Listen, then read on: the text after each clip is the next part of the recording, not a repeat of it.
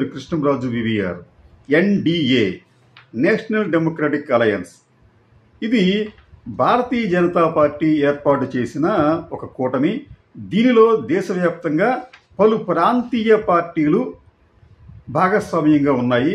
ఆంధ్రప్రదేశ్కి వచ్చేటప్పటికి తాజాగా తెలుగుదేశం పార్టీ, అలాగే పవన్ కళ్యాణ్కి సంబంధించిన జనసేన కూడా ఈ ఎన్డీఏలో భాగస్వామ్యులుగా ఉన్నారు.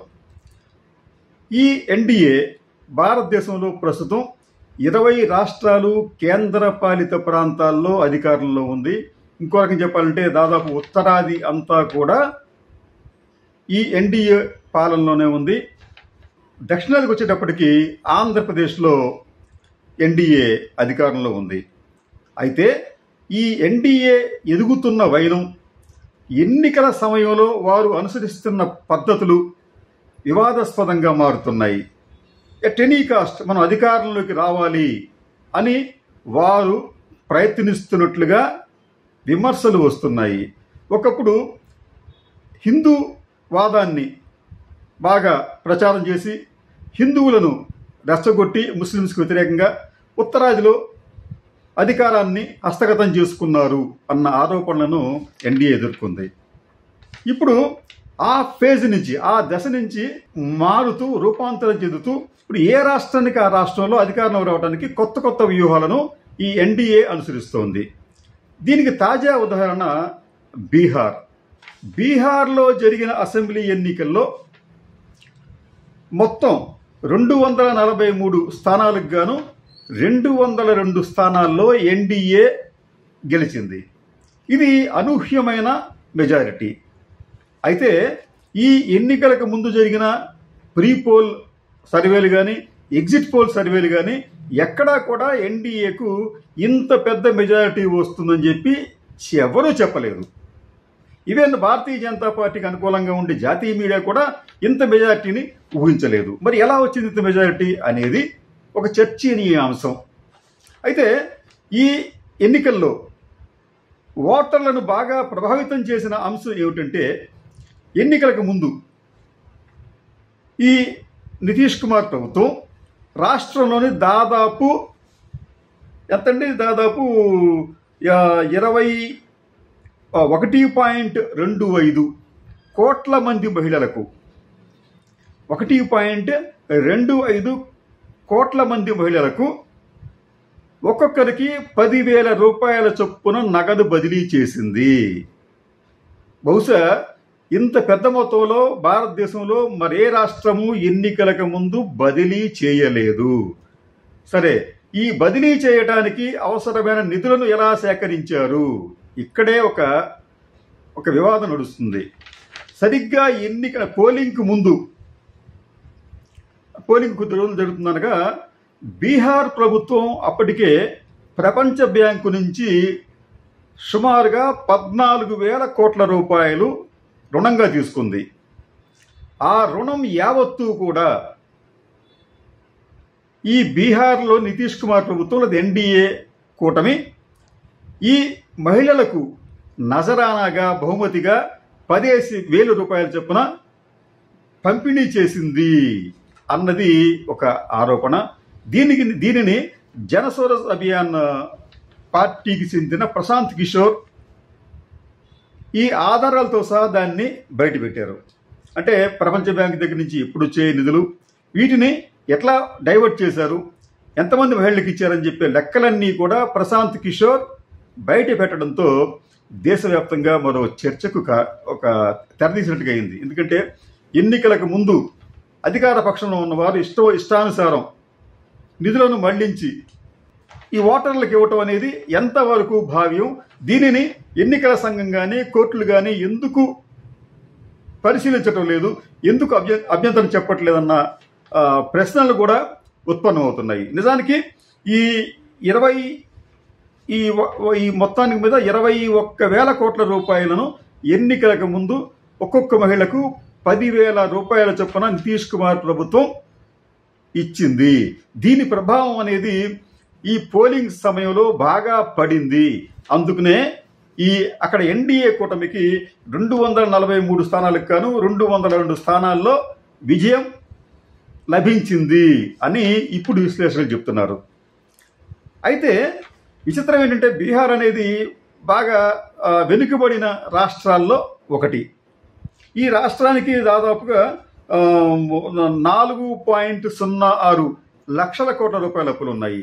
4.06 లక్షల కోట్ల అప్పులు ఉంటే వీళ్ళు వడ్డీ కిందే రోజుకు 63 కోట్ల రూపాయలు చెల్లించవలసి వస్తుంది. అంటే ఇంత పేద దేశం, ఇంత పేద రాష్ట్రం ఎన్నికల్లో ఏదో రకంగా విజయం సాధించాలనే తపనతో ప్రపంచ బ్యాంకు నిధులను సైతం మళ్లించటానికి సాహసించింది.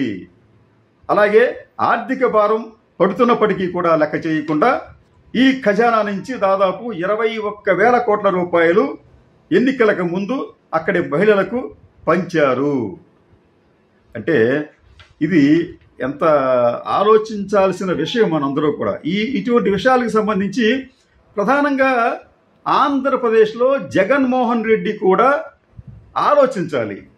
ఎన్డీఏ పాలిత రాష్ట్రాల్లో ఎన్నికల సమయంలో వారు అనుసరిస్తున్న వైఖరి ఏమిటి, వారి విజయానికి కారణం ఏమిటి, ఆ ఎన్డీఏలో ఉన్న కూటమిలో ఉన్న పార్టీల పరిస్థితి ఏమిటనేది ప్రధానంగా జగన్మోహన్ రెడ్డి అలాగే వైసీపీలోని పెద్దలు కూలంకుషంగా అధ్యయనం చేయాలి. లేకపోతే రాబోయే ఎన్నికల్లో అంటే 2 ఏళ్లకు 3 ఏళ్లకు వచ్చే ఎన్నికల్లో ఈ ఎన్డీఏ కూటమిని తట్టుకోవటం అనేది జగన్మోహన్ రెడ్డి వంటి వ్యక్తికి కానీ వైసీపీ వంటి పార్టీకి కానీ, అంటే మేము ఒంటరిగా పోటీ చేస్తామని చెప్పుకుంటున్న వీరికి సాధ్యమయ్యే పనిగా కనిపించటం లేదు. ఎందుకంటే జగన్మోహన్ రెడ్డి ముక్కుసూటిగా, నిర్మోహమాటంగా, నిజాయితీగా ఉండే వ్యక్తిగా కనిపిస్తున్నాడు ఆయన. నేను ఒంటరిగానే పోటీ చేస్తానని చెప్పి అంటున్నాడు ఆయన. రెండోది, ఈ మధ్య జరిగిన అరాచకాల్లో ఈ 17-18 నెలల్లో వైసీపీ నాయకులు, వారి సానుభూతి పరులు, మద్దతుదారుల మీద జరిగిన దాడులతో వారిలో చాలా మంది నైతికంగా, ఒక రకంగా చెప్పాలంటే నైతికంగా వాళ్ళు బలహీనపడ్డారు. మళ్ళీ వీళ్ళందరినీ కూడగట్టడం ఒకటి, ఎన్నికలకు వీళ్ళందరినీ సమాయత్తం చేయడం ఒకటి కూడా వైసీపీకి ముందున్న పెద్ద సవాల్. జగన్మోహన్ రెడ్డి గారు ఏమనుకుంటారంటే, నేను మళ్ళీ పాదయాత్ర చేస్తే సముద్రంలాగా జనం నా వెంట వస్తారు, వీళ్ళందరూ అంటే ఇటువంటి శక్తులు అంటే ఎన్డీఏలో ఉన్న శక్తులన్నీ కూడా కొట్టుకుపోతాయి అని ఆయన ఇప్పుడు ప్రస్తుతం అభిప్రాయపడుతున్నట్టుగా తెలుస్తోంది. కానీ జనం ఆయన పాదయాత్రలకు లేదా సమావేశాలకు అసంఖ్యాకంగా వస్తున్నప్పటికీ కూడా పోలింగ్ సమయంలో వారిని ప్రభావితం చేయగలిగే శక్తియుక్తులు, కుయుక్తులు, వనరులు ఈ ఎన్డీఏ పక్షాలకు ఉంది. ఆ విషయం ఆయన ఎప్పుడూ కూడా గుర్తుంచుకుంటే ఆయనకు, ఆయన పార్టీకి కూడా మంచిది. ఎందుకంటే గత ఎన్నికల్లో అనూహ్యమైన, అంటే గత అసెంబ్లీ ఎన్నికల్లో జగన్మోహన్ రెడ్డి గారికి అనూహ్యమైన పరాజయం ఎదురైంది. ఆయన ఊహించలేదు. ఈవెన్ తెలుగుదేశం పార్టీ నేతృత్వంలోని ఎన్డీఏ కూటమి కూడా వారికి అంత మెజార్టీ వస్తుందని కూడా వారు ఊహించలేకపోయారు. అంటే దీనికి వారు అనుసరించిన విధానాలు అనైతికం కావచ్చు, లేకపోతే డబ్బులు కావచ్చు, ఏమైనా కానివ్వండి, వారు లేకపోతే విపరీతమైన ప్రచారం చేశారు. ఈ జగన్మోహన్ రెడ్డి ప్రభుత్వానికి వ్యతిరేకంగా ప్రచారం చేయటం, దానిని ప్రజలు నమ్మేలా చేయటం అనేది ఒక వ్యూహంగా పెట్టుకున్నారు. దాంట్లో సక్సెస్ అయ్యారు వాళ్ళు. అది మళ్ళీ వచ్చే ఎన్నికల సమయానికి జగన్మోహన్ రెడ్డి గారికి ప్రజాదరణ ఉన్నప్పటికీ, ఆయన పాదయాత్రలకు వెల్లువలా జనాలు వచ్చినప్పటికీ కూడా ఓటింగ్ సమయంలో వారి వైఖరులను మార్చే ఒక యంత్రాంగాలు, వ్యూహాలు ఎన్డీఏ దగ్గర ఉన్నాయి.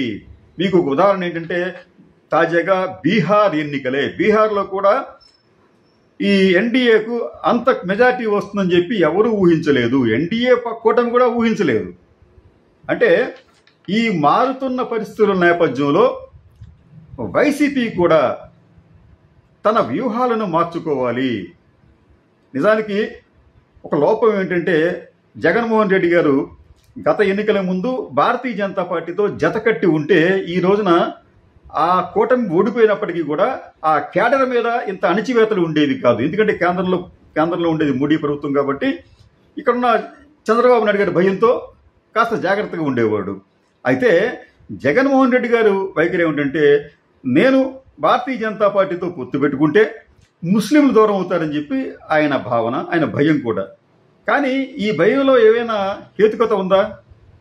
ఎందుకంటే భారతీయ జనతా పార్టీతో తెలుగుదేశం పార్టీ, జనసేన పొత్తు పెట్టుకున్నప్పటికీ ముస్లిమ్స్ కూడా దాన్ని సపోర్ట్ చేశారు, అఖండ మెజారిటీ ఇచ్చారు. కాబట్టి ఏంటంటే ముస్లిం ఫ్యాక్టర్ను చూసి భారతీయ జనతా పార్టీని దూరం చేసుకోవడం అనేది ఒక పొరపాటుగా భావించాలేమో. అటువంటి పొరపాటును మళ్ళీ ఆయన చేయటానికి కూడా ఆస్కారం లేదు. ఎందుకంటే ఈ రోజున ఈ ముగ్గురి బంధం, అంటే జనసేన, టీడీపీ, బీజేపీల బంధం చాలా బలంగా తయారైంది. వారిని విడదీయటం అనేది అసాధ్యం.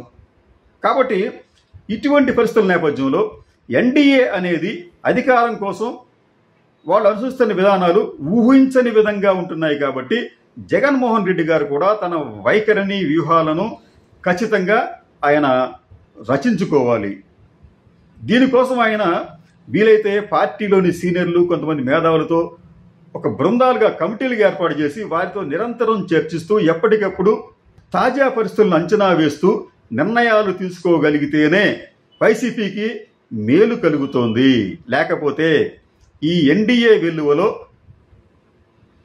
జగన్ గారి పాదయాత్ర వెల్లువ బహుశా సరిపోకపోవచ్చు. నమస్తే.